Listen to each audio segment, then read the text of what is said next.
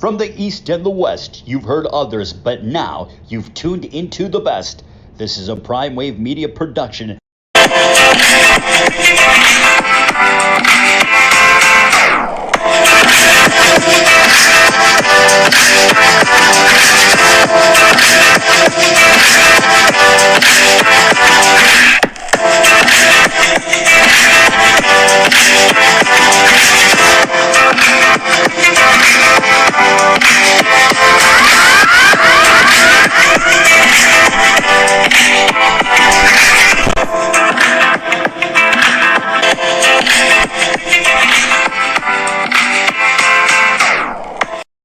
What's up, world? It's the one and only Pop DBIC, the Primetime Capper, and it is time for the premier sports betting show, the PrimeTime Angles Live. I'm feeling good. I'm feeling great.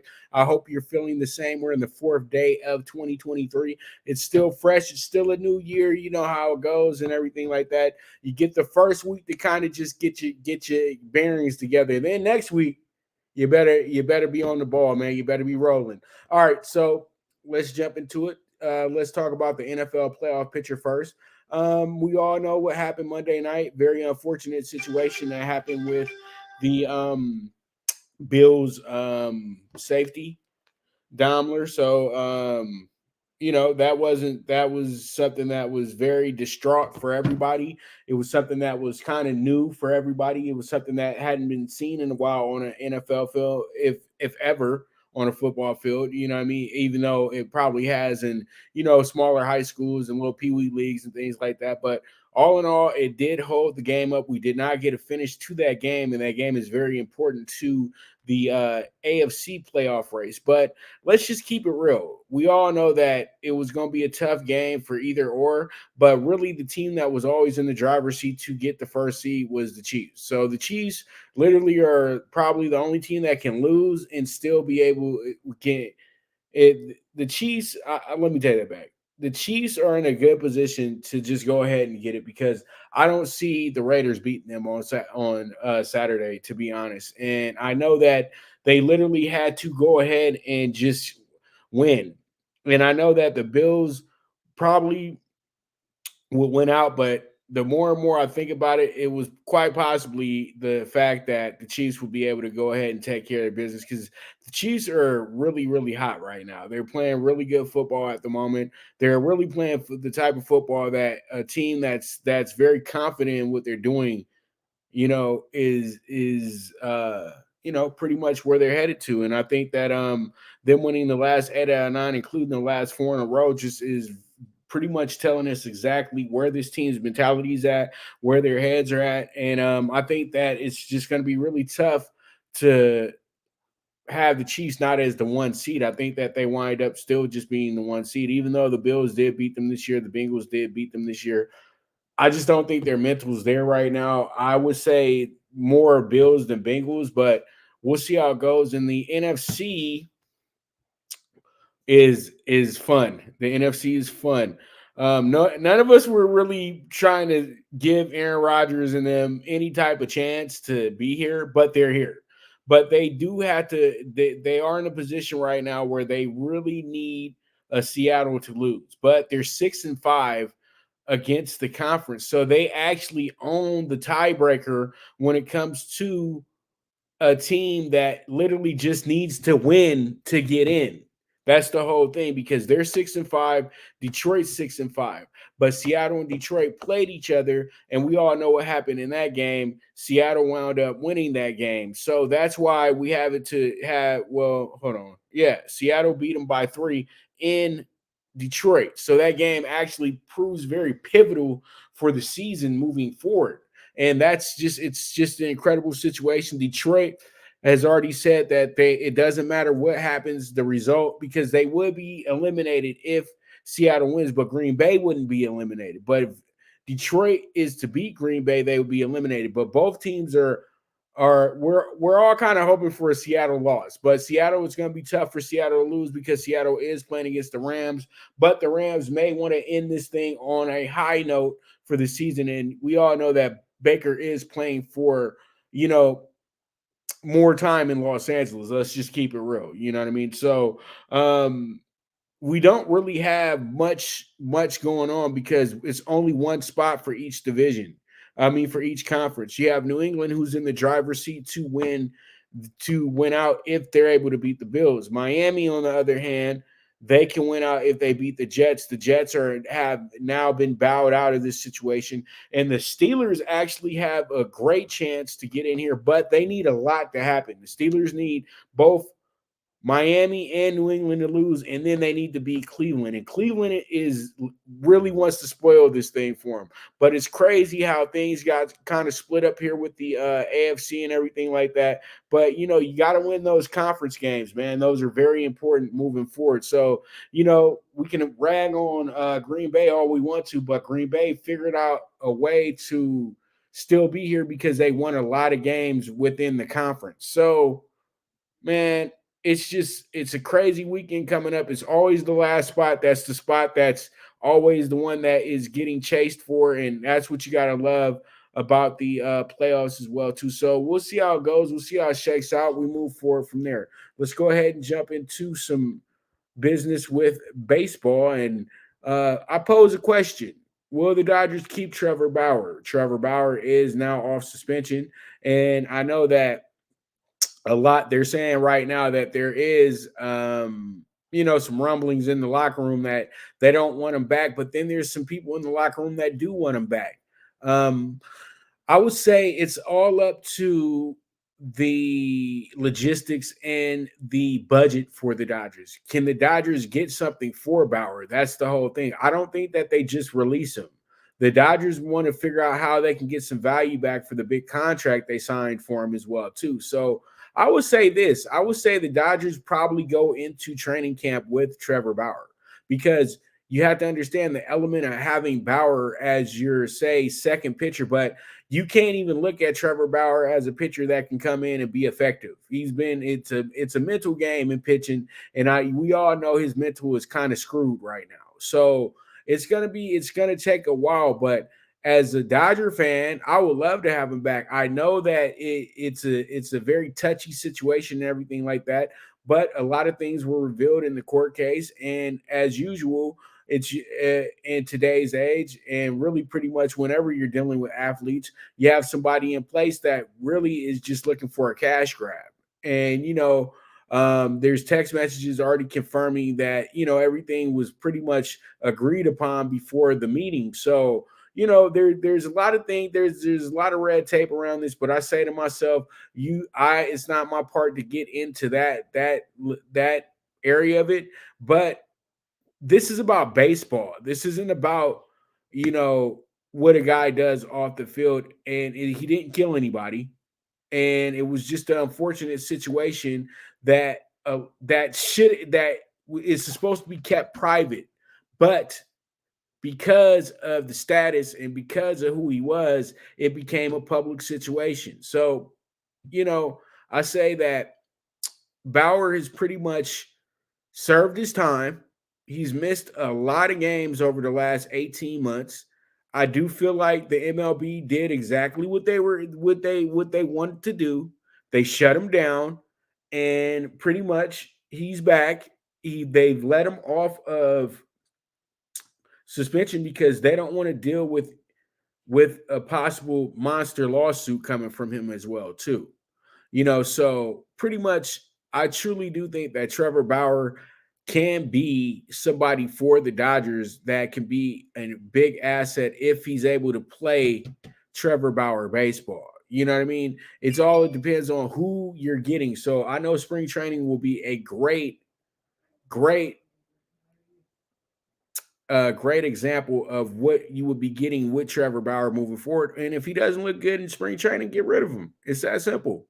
You know what I mean? But I would say the Dodgers can't let him go without getting something back. I just don't think they let him walk down the road. Because that's not smart at all. Because then he goes and signs with the Astros, and he's playing in the World Series, and the Dodgers are at home. So you could have been the team that just signed him and just moved forward with it. So it is what it is. But Trevor Bauer, he got my vote to stay, and I know that's not going to be popular, but I don't care to be popular. So we move forward. Let's go ahead and jump into our next task in hand, our next topic, and that's going to be the game tonight, the big top 25 game between number 17 TCU and number 19 Baylor. Baylor comes into the game 10-3, 5.5-point favorite tonight, and you have TCU number 17 in the nation 12-1. Now, quick basketball news as well too, NBA news. Joel Embiid is out tonight for the Sixers versus the Pacers. We all know that the Sixers are the home team and everything like that. So pretty much I'm just giving you a heads up that Joel Embiid is out tonight. So there it is. There it is. And also in college basketball, if you're following the Charleston, North Carolina A&T game, 5 minutes left to go in the first half, and you have Charleston up 34-25. And as you guys know, Charleston is the 23rd ranked team in the nation right now. But let's go ahead and get back to TCU and Baylor. TCU comes into this game very confident. One loss on the season, and it was a loss that was kind of expected, but it's all good. This team is no, it wasn't expected. They weren't supposed to lose to Northwestern State. I'm so sorry. I thought that they had played against, possibly lost to a team in these tournaments and things like that, but I do remember them losing to Northwestern State, losing to them by 1 point, and that was kind of a gut-wrenching game, but it happens. It happens. It happens. You know what I mean? But they do have Charles O'Bannon Jr. here for TCU, who is a legacy. You know what I mean? Charles O'Bannon Jr., the son of former UCLA legend Charles O'Bannon, nephew of Ed O'Bannon. Now, TCU's best wins on the season are against number 25. I was against Iowa when they were the 25th team ranked team in the nation. Also got a great win over Providence as well, too. Got a good win over SMU, and then they got a good, hard-fought win over Utah, and they just recently beat Texas Tech at home 67-61 on New Year's Eve. Now, they play against Baylor. Baylor was a top-5 team to start the year off, and they have been – the Baylor literally had a nice little win streak going on after having – not too great of a start to the year. I know losing 2 games is like, man, that's not something to say they didn't have that great of a start.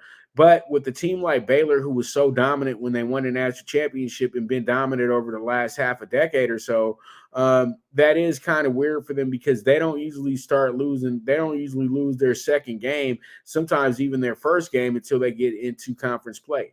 But they had a bad loss to number 16 Virginia in Vegas. They bounced back with a good win over UCLA, then came back around a few games later and got absolutely bounced by Marquette, losing that game 96-70. They hadn't been embarrassed like that in some time, but they were able to get right back and beat Gonzaga by 1. And they also got a good win over Washington State on a neutral floor. And Washington State's playing some really good basketball, but they did have a little bit of a hiccup last weekend in Ames when they did lose to Iowa State by 15, and Iowa State absolutely dominated that game as well too.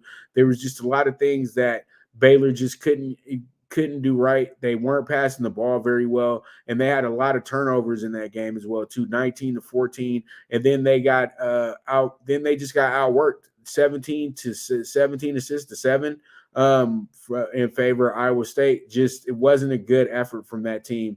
And I truly do think that this one can be a good bounce back spot for Baylor today, even though TCU is coming in here with the eye of the tiger somewhat, and they look like a really good underdog. But when you lose to Northwestern State, you have to be questioned. And I think that Baylor at home, coming off that bad loss to Iowa State, they step it up, and they step it up big here. So we'll see how it goes. We'll see how it checks out. We move forward from there. All right, let's go ahead and jump into Connecticut and Providence. Connecticut comes in here riding the wave right now. They're number 4 in the nation, 14-1. Providence is right now. I got UConn up here, not Providence, but we have Providence coming in here 12-3 at the moment. And I know that they have played some pretty good basketball here to start the year. They're at home, which is always a tough out for any team, and they are a 5.5 point dog in the game as well too. So there's a lot of things that get you excited about Providence today, because Providence is the type of team that can upend you. Now they, as I said before, they did lose to TCU, the team that we just previously talked about. And then when they were in the Hall of Fame tip-off, they actually lost both of those games as well too. They wound up losing to Miami in the opener, and then they wound up losing to St. Louis the next night in Casaville. So that's exactly where they was at for that. So those were their 3 losses. But since that point, this team has won 7 in a row. They got a good win over arch rival Rhode Island. They also were able to get a good conference win over Seton Hall and Marquette back-to-back. And they've been able to have 2 blowouts in a row on the road versus Butler and DePaul. So Providence comes in here cooking, and that's all good and well. But UConn was an absolute monster. UConn literally had 13 double-digit games to start the season off, double-digit victories, and then came back around, got a good win over Nova, went to Xavier last weekend, wound up losing that game by 10. But it was New Year's Eve. What can you do? New Year's Eve in Cincinnati, you know that a lot of people were at the game. They were all excited, so it happens. But tonight, they start a tough little stretch here in the Big East. They have Providence tonight, then they have a home game against Creighton on Saturday, which is, regardless of Creighton's record, that's something that you still have to look at, because Creighton can easily surprise them in stores.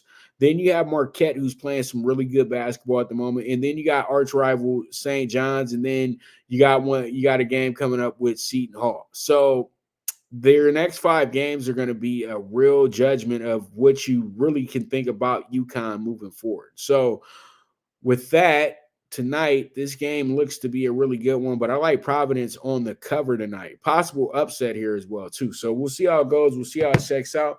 But with that, we're going to go ahead and take our first commercial break. And when I get back, we're going to go ahead and jump into the state of the Lakers and the NBA Wednesday night. So you guys stay tuned. This is the Premier Sports Betting Show, the PrimeTime Angles Live. Good News Only Racing Club, led by the legendary Doug O'Neill, the trainer of 2 Kentucky Derby winners, and I'll Have Another, and Nyquist. Also trained 2-time Breeders' Cup champ Golden Sense, who are just a part of a long list of thoroughbred champions trained by Doug O'Neill. The Good News Only Racing Club has a young core of horses to look out for in Dennis's Celery, Irish Heatwave, and Notre Dame, just to name a few. Win the day every day with the Good News Only Racing Club, a proud sponsor of the NFL Bet Exchange.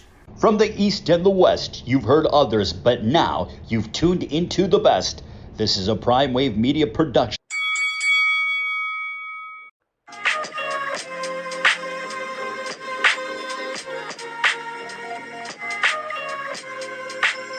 Tune into Big Wave Boxing every week with a brand new guest, with the one and only Pop DiBiase, the Primetime Capper, getting the best boxing stories, best boxing angles, and the truth when it all comes down to the sweet science. Tune into Big Wave Boxing on the Prime Wave Media channel on YouTube.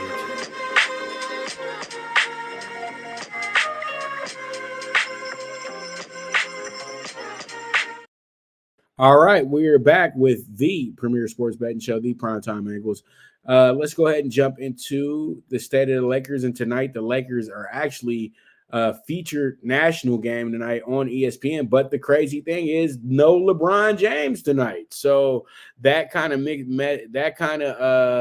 stirs up the pot a little bit. So the Lakers, the Lakers earlier were not a big dog. They were possibly I think the Lakers opened up at a 3.5 or 4. Now they're at a plus 8.5 coming into the game, which is not a plus for the Heat, because usually when this happens, then the team that's the dog really does step it up, and the Lakers got plenty of opportunity to step it up tonight and have themselves a good game. But the Lakers coming in here feeling confident, though. They've won their last 3 out of 4 games as well, too. I know LeBron won't be playing, but he will be on the sideline. The Heat did win the first meeting on the Lakers' last road trip. The Lakers wound up losing that game 98-112. The Heat are 1-0 in the month of January, and they are they finished up 8-6 in December. They've won their last 2 games as well, too. On the road, they're 8-10, and as a favorite, they're 16-10. Now, versus the Western Conference, they're 12-7. Now when it comes down to the spread, they are 14-22-2. And on the road, they're 8-9-1 against the spread. As a favorite, 8-16-2 against the spread, and 8-10-1 against the spread versus the East. So they're not that great versus the spread. So we have this team has played 38 games. They've went over in 19. They've went under in 19. And on the road, they've actually went under 10 out of their 18 games. So the Heat coming to this one very confident today because they've been playing some pretty good basketball. They got a great win on Saturday night versus the Jazz, and then they were able to get another good win the other night as well, too, over the Hornets. So, over the Clippers. I'm so sorry. They actually wound up beating the Clippers by 10. So they've won their last 4 out of 5. Just like I said, the Lakers have won their last 3 out of 4. So, both these teams are coming in here playing actually pretty good basketball. You got the Lakers, who did wind up finishing 7-9 in December, their best record all season when it came to an overall month, because you got to understand this team started off 2-10. And since that point, the Lakers have won 16 games. So that means that they're 14-11 since that point. So, it's getting better slowly, but I think that this could possibly be a point in time where the Lakers can make a good run. You got a team that's 8-8 at home. They've only played 16 home games this year. They're actually 10-17 against the spread and straight up as an underdog. 27 games as a dog. Wow. You wouldn't have ever thunk it when LeBron first got here, and or when you got AD and LeBron here. Then we have a 9-8 record straight up versus the Eastern Conference, 15-22 against the spread, 7-9 against the spread at home, 8-9 against the spread versus the Eastern Conference. And then in 37 games, the Lakers have went over 22 times, and that is the lead for the NBA as well, too. So the Lakers have a tendency of majority of their games going over. Now at home, the Lakers have went over in 9 out of their 16 home games. So tonight, I truly do feel like this one is going to be a toss-up game. Even though it's an 8.5-point spread, the Lakers have a good chance to go ahead and actually upset the system a little bit, because the Heat have lost to teams that are far less talented. But we got to keep it real. When the Lakers don't have AD, LeBron, they are like probably 31 in the NBA when it comes to talent. You know what I mean? Because they don't have anybody really after that. They have Russell Westbrook, former MVP, former all-world everything, but he's kind of, on the twilight of his career. Then you have tryhards like Austin Reeves, and Lonnie Walker's out as well too. Troy Brown's been playing some good basketball as well too. So when you look at the Lakers roster tonight, you're going to say they have no shot at all. But they're at home. They haven't been at home the last few games. They've been able to get acclimated because they didn't have to play right away when they got back home. Well, they did, because they just played Charlotte the other night. But the Lakers have had a day off. They were already prepared probably not to have LeBron tonight, does have an illness. It's not his ankle. So we'll see how it goes. We'll see how it shakes out.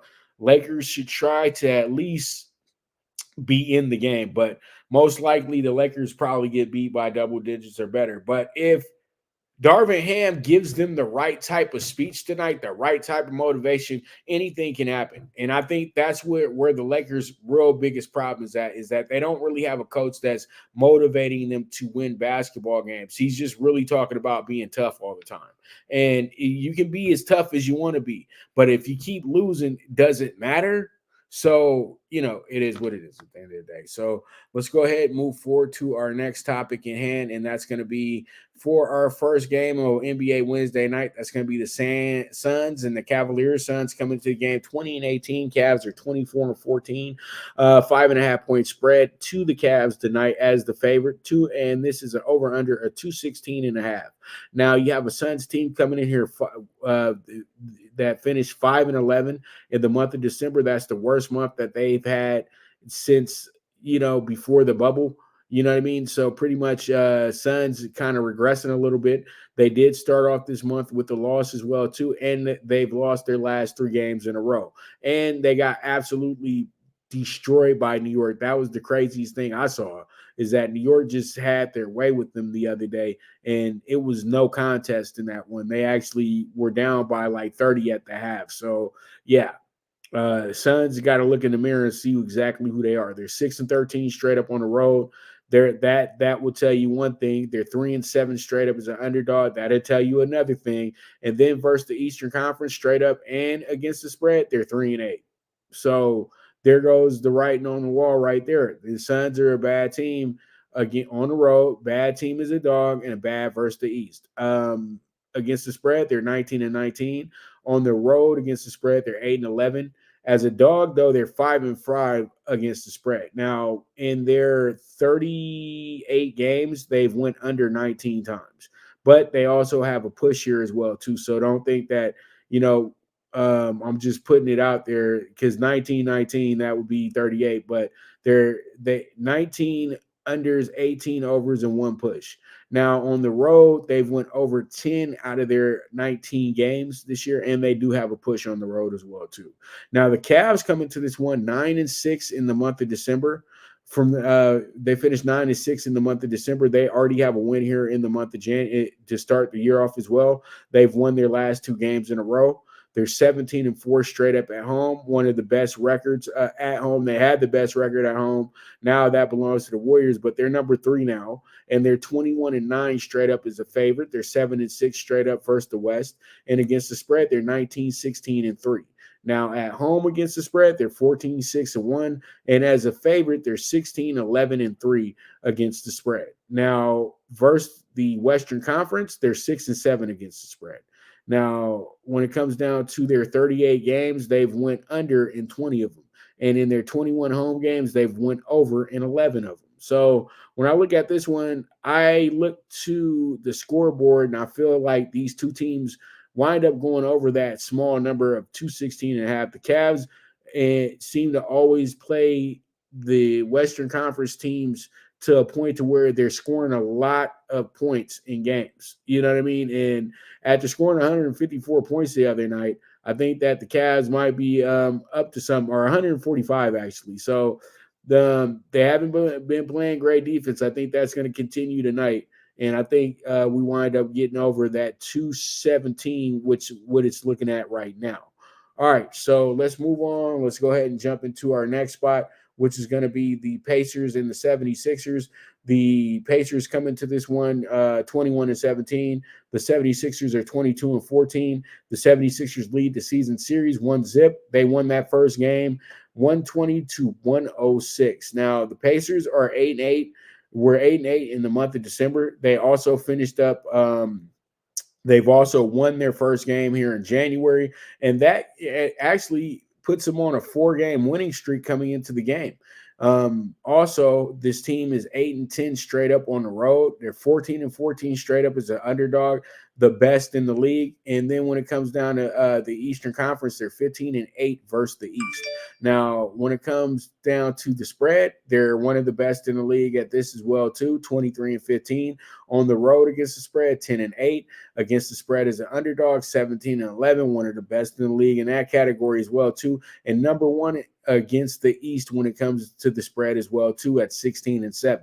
Now, the over-under in their 38 games, once again, is under 19. That's because they got 1 push. In the 18 road games, they've went under 12 times in those 18 games. So the Pacers come in here with a very confident bunch. And as I said before, Joel Embiid is out tonight. So that 6.5 is absolutely going to creep down to about a 3.5, possibly a 2.5 before we get the tip off.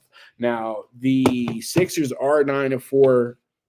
We're 9-4 in the month of December, and they actually 1-0 in January. This team won their last 2 games, but everybody has to understand they did win 9 games in a row at one point as well too last month. They lost literally like the first few games of the month. That's it. You know what I mean? They had two spots where they lost 2 in a row, and that was it. So, this team was absolutely incredible last month. When it all came down to it. Now at home, they're 15-5 straight up, 17-8 straight up is a favorite, 14-9 straight up versus the Eastern Conference. And then when it comes to the spread, they're 21-14-1. At home, they're 14-5-1. And versus as a favorite against the spread, they're 15-9-1. And versus the Eastern Conference, they're 12-10-1. So, and that's against the spread. In 36 games, they went over 20 times. And in their 20 home games, they are even. They've went over 10 times. They've went under 10 times. So when I look at this one tonight, I already had circled the Pacers before I even saw that Embiid was out, because the Pacers, come on, they're covering spreads left and right. They keep beating all the really good teams. So we'll see how it goes. We'll see how it shakes out. But I love the Pacers tonight. All right, so we move forward and let's jump into a very good game tonight. We got the red hot new Brooklyn Nets playing against the Chicago Bulls tonight. Nets coming in here riding high right now. The Nets actually are losing the season series though this year. They lost the first game to the Bulls 108-99. Now the Nets did finish December 12-1, and they also have already won in the month of January. But peep this team is on a 12-game winning streak. They lost the first game of December, haven't looked back since. They are now 12-7 straight up on the road, 20-6 straight up as a favorite, 19-6 versus the Eastern Conference. Against the spread, 19-17-1 on the road, 11-8 against the spread. When it comes down to being a favorite, 13-12-1 against the spread. And when it comes down to the Eastern Conference, 12-12-1 against the spread. Now, for their 37 games, they've went under 20 times. And in their 19 road games, they've went under 10 times. So the Nets looking to continue their winning streak, and they are looking to win their 13th in a row. So we'll see how it goes. But Chicago played them very well to start the season off. Chicago finished 7-8 in the month of December. They've already lost the game here in January, and they've dropped their last 2 games in a row. Straight up at home, they're 9-9. Straight up as a dog, they're 10-14, and they're 14-11 straight up versus the Western Conference. Now against the spread, they're 17-18-2. Against the spread at home, they're 8-9-1. Against the spread as a dog, they're 12-10-2. Now versus the West, against the spread, they're 15-8-2. And when it comes down to the over-under in 37 games, they went under 19 times. And when it comes down to their 18 home games, they went under in 11 of those. So I like the Bulls tonight to get the upset, even though I've been loving the Nets whole run, because I'm a fan of Jacques Vaughn, who's from my city, Pasadena, and probably the greatest player to come out the city. I know that we had Stacey Augmon here as well, too, but Jacques really won a lot of significant awards to really put himself on a whole nother level. Even though, Stacey Augmon was an NBA All-Star and was big time at UNLV and everything like that, Jock went to Kansas, played for Roy Williams, played with a young Paul Pierce, also played with Rafe LaFrance as well, too. They had some teams that were actually ranked very highly the years he went there, and they thought that and they were favored his senior year to win the national championship as well too. They had a shocking loss to Syracuse, who wound up getting to the Final Four that year and losing in the national championship. John Wallace was absolutely incredible. So it is what it is. But I like the Bulls tonight to get the upset. So there it is. We move forward. Let's go ahead and talk about the Blazers and the Wolves. The Blazers coming to this one 19-17, while the Wolves are 17-21. Wolves have been struggling Blazers, they've been kind of middling, but the Blazers finished December 7-6. They did get a win here already in the month of January. They're also 10-11 straight up on the road, 10-6 straight up as a favorite, 4-5 straight up versus their division, the Northwest. Now against the spread, they're 22-14, and against the spread on the road, they're 12-9. Now, when it comes to the spread as a favorite, 9-7. And versus the Northwest against the spread, they're 5-4. Now, over under in their 36 games, they've actually went under 18 times, but they got 2 pushes here as well, too. When it comes down to over under on the road, in 21 games, they went under 13 times. Wolves coming here, finishing up 5-10 in the month of December, but they did snap their 6-game losing streak recently here in the month of January. So they're feeling themselves after a really good win over the number 1 seed Nuggets. Now they're 10-9 straight up at home, 6-12 straight up as an underdog, and 5-4 straight up versus their division, the Northwest. Now, when it comes to the spread, they're 15-23. And when it comes down to the spread at home, they're 8-11. And the spread as a dog, they're 7-11. And the spread versus the Northwest, they're 4-5. Now, in 38 games, they went under 20 times. And the over-under in 19 games, they went under 11 times. So with that, we have ourselves a fun game tonight. And I think what happens here is that we get the under 234.5. So we'll see how that goes. We'll see how it checks out, and we move forward from there. All right. So pretty much we have the Hawks and the Kings. And my thing is like this. You have a 17-20 Hawks team that's kind of struggling right now coming into this one. And then you have a Kings team that's playing the best basketball that they've probably played in the last 16 years, to be honest with you, at this point of the season. You have a Hawks team 5-9 they went 5-9 in the month of December. They lost their first game in January, and they've lost their last 4 games in a row. Now at home, now on the road, they are 11-8 straight up. When it comes down to the being a dog, they're 5-11 straight up. Versus the West, they're 4-6 straight up. Against the spread, they're 14-22-1. Against the spread on the road, they're 6-11-1. Against the spread as a dog, they're 7-8-1. And then when it comes down to the spread versus the West, they're 3-7. The over-under in their 37 games, they've went over 22 times. And on the road in their 18 games, they went over 13 times. So there it is. There it is. All right. So pretty much we have the Kings 8-6 this month. They've went 1-1 already in the month of January, but they won their last 3 out of 4 as well, too. Including last night, they were client play as the money line dog plus 130. They're 11-7 straight up at home. They're 13-3 straight up as a favorite. They're also 11-8 straight up versus the Eastern Conference. So all beautiful numbers if you love the Kings tonight. And then you have 26. They're 20-16 against the spread. Against the spread at home, 9-9. Against the spread as a favorite, 9-7. Against the spread versus the East, they're 10-9.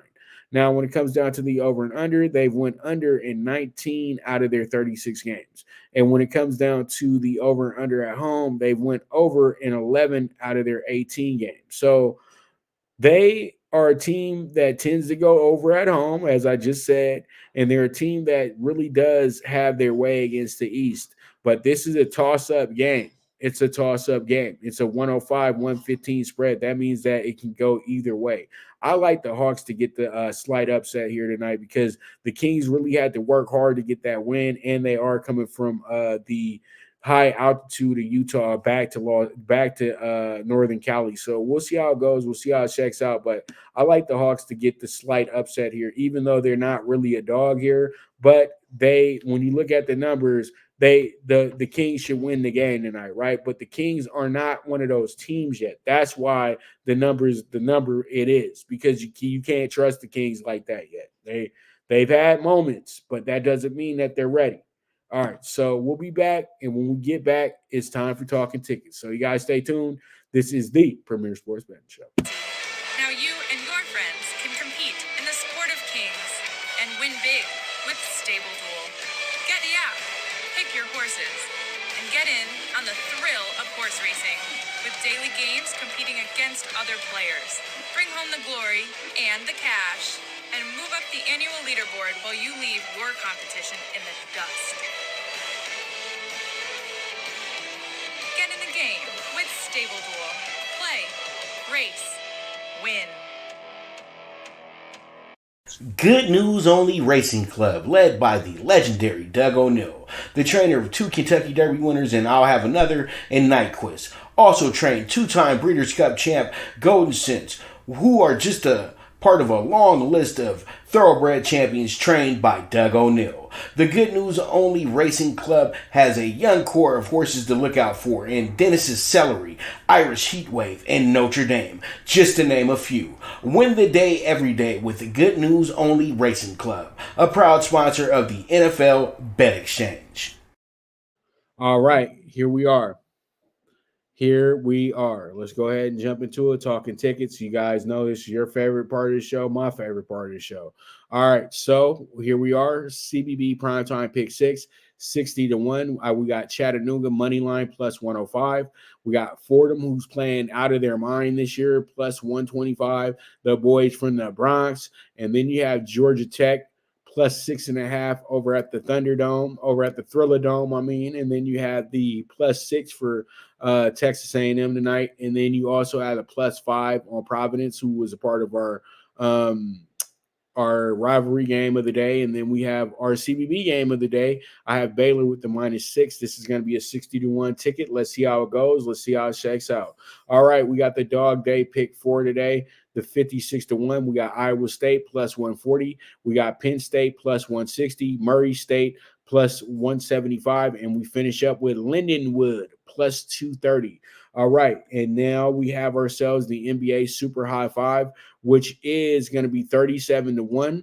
And we have the over 217 with the Suns and the Cavs, the plus 6.5 with the Pacers tonight, the Bulls plus 180, the under 234 with the Blazers and the Wolves, and then we finish up with the Hawks at minus 105. So we'll see how it goes. We'll see how it shakes out. We got 3 high value tickets for you tonight as well too.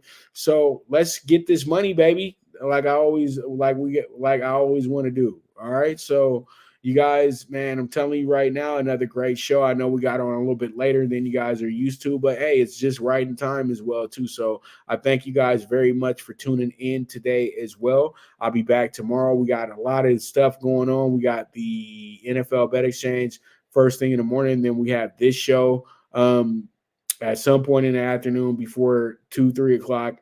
And then I have Mike Abadir. I have the Mike Abadir show, and that will be from 4 to 5 tomorrow. So you guys be on the lookout for that. Be ready for that. And thank you guys very much for tuning in today. And, pretty much if you watched it live or you watched the replay, I thank you very much, all in all.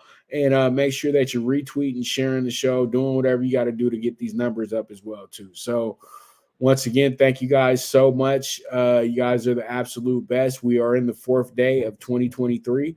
And as I always say, bet with your head, not with your heart. The movement is moving, and I am gone.